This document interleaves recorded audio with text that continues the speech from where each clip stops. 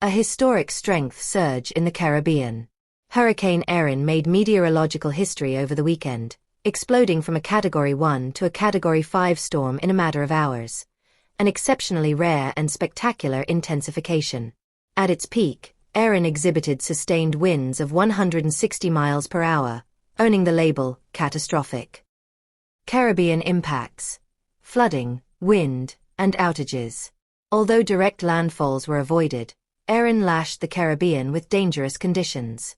Puerto Rico and the U.S. Virgin Islands endured heavy rain, deterring flash floods and mudslides as outer bands swept through. At least 150,000 power outages were reported in Puerto Rico, according to utility provider Luma. The Turks and Caicos Islands and the southeastern Bahamas remain under tropical storm warnings, bracing for gusty winds and rain.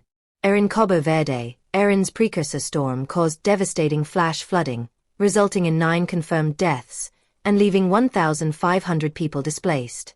The government declared a state of emergency for São Vicente and Santo Antão. Shifting westward, but the U.S. East Coast is not in the clear.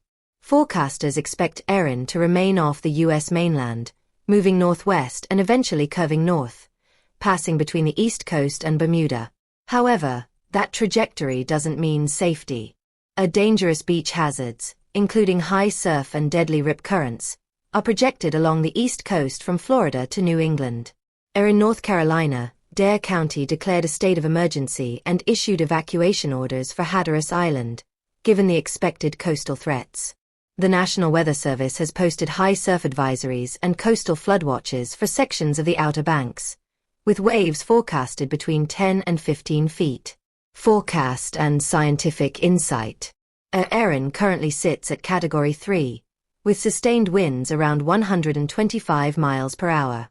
Meteorologists anticipate potential re-intensification following an eye wall replacement cycle. The storm size is growing. Hurricane force winds stretch approximately 50 miles from the center, with tropical storm force winds extending to 205 miles, increasing its overall threat footprint. Underscore